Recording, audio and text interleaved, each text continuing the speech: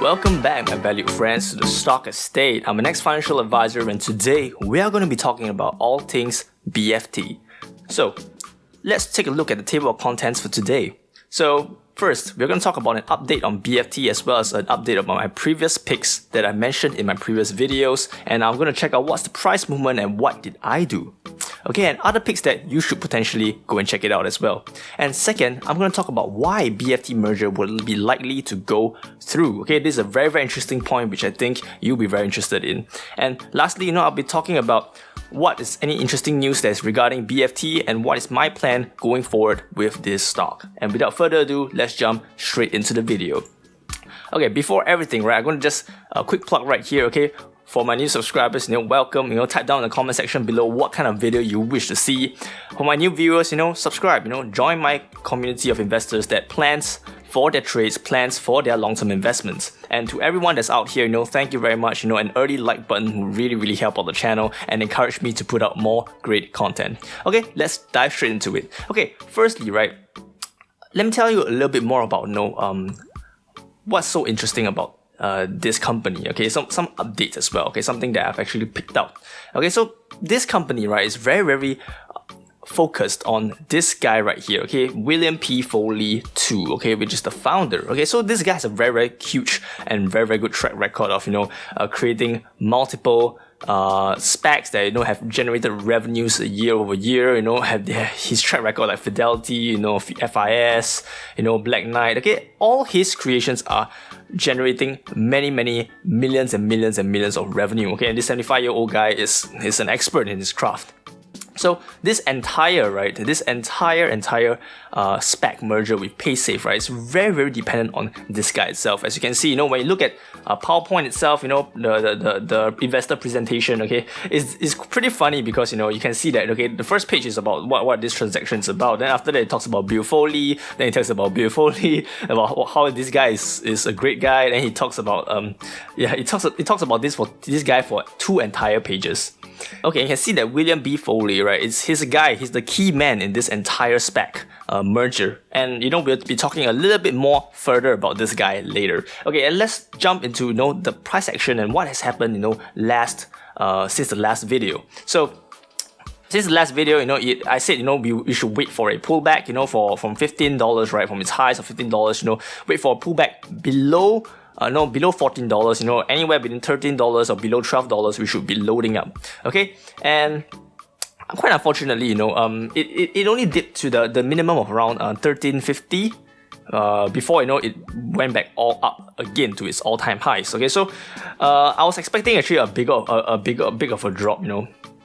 I was actually expecting a bigger drop that will actually lead to around the $12 range where I could actually load up massively before going up to the upside. But however, it didn't. Okay, it bottomed out at around this area, which is around $13.50, which I actually loaded up a very small position in before it just starts to run to $15.19. Okay, and before closing down, low at $14.60. Okay, so what is this? So this is what happened, with BFT stock itself. And yeah, I'll elaborate on what's my plan going forward, and you should be sticking around to check it out. And let's talk about some other picks that I have in my previous videos. Okay, one of them is SBE. Okay, SBE has been totally insane. Okay, since last week's video, you can go check it out in the description below. You can go and my previous video about SBE. Okay, I told everyone to be patient. Okay, this is the annotation that I've annotated days before. I said, wait for a few days and see whether it holds above this, this 50, this 20 moving average here.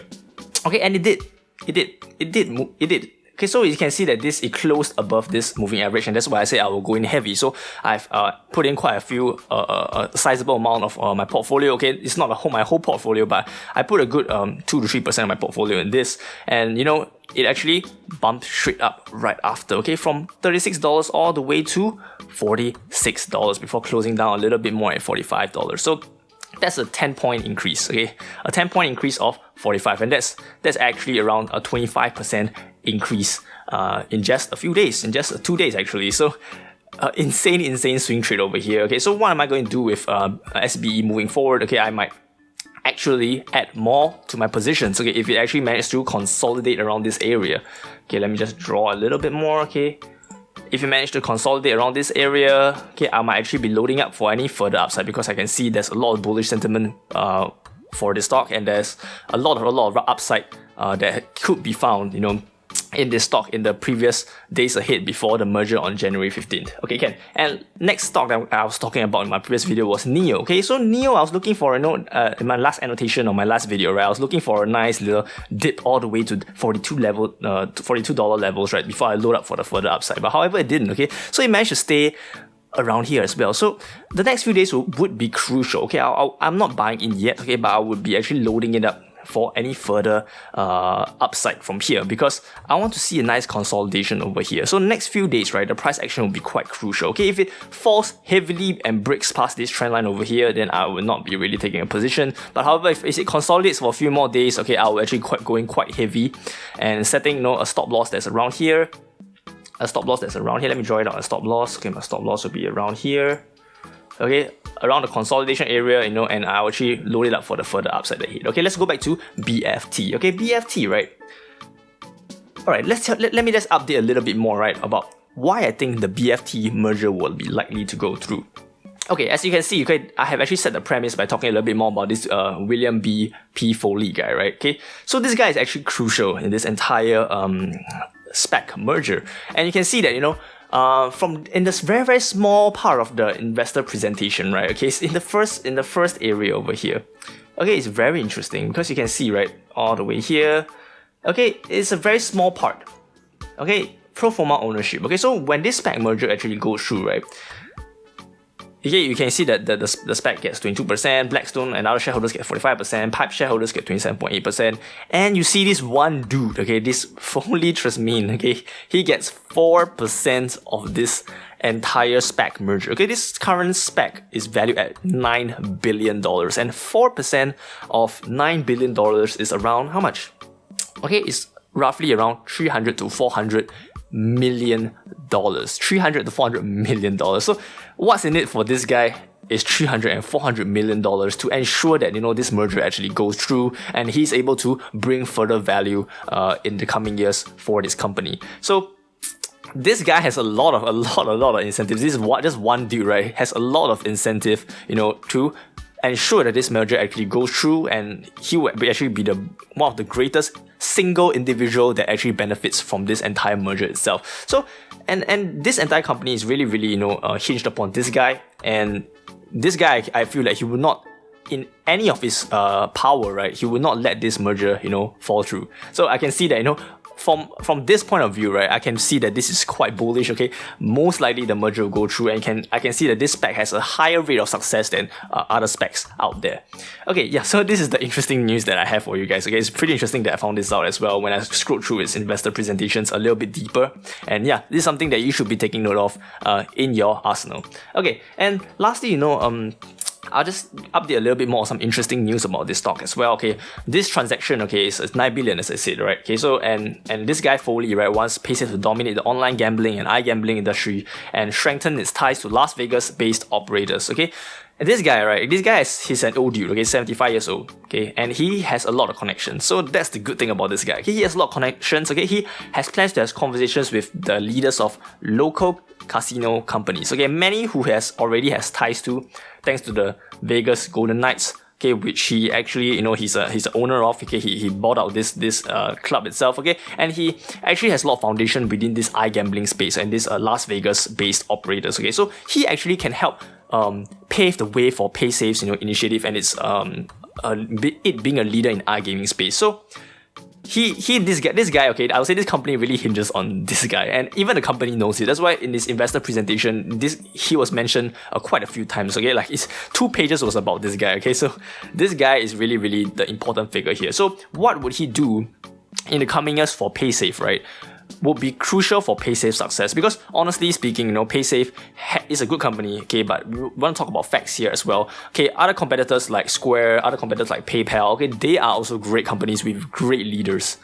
Okay, this is a very permeable industry. Okay, so it's very easy for the competitors to take market share, if their branding is not there. So they're all now fighting to get the market share, of this huge total addressable market. And honestly, it's really up to each leader, to brand their company, to get the connections, to set themselves ahead, be the first movers, and then those companies that come out ahead will actually be the huge companies that exist today. Like maybe they'll grow to the size of, like Apple in the future, be a $1 trillion market cap company. So right now, all these are growth companies. So honestly, you have to be monitoring them, very closely, especially if you're a long-term investor in this company. Okay, and what this guy does, you'll really be looking at very closely. Okay, and that's all I have for today. Okay, guys. Okay.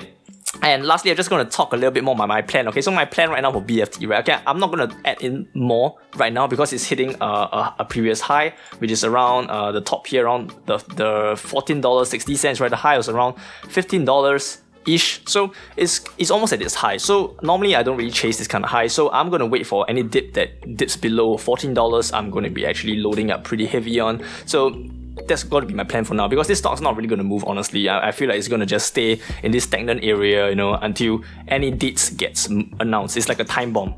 Okay, it's like a time bomb. Okay, it's like a time bomb. Okay, so anytime they announce a date, this thing will just explode up all the way up here. Okay, but otherwise it's going to just trade like sideways all the time. Yeah. That's about it for today. Okay, I hope you really like this video. Okay, smash the thumbs up button for the YouTube algorithm, and subscribe to the channel for future updates as this, and comment down in the sections below whatever stock plan that you wish to see. And I hope you have a really nice day, and I shall see you in the next video. Stock Estate out.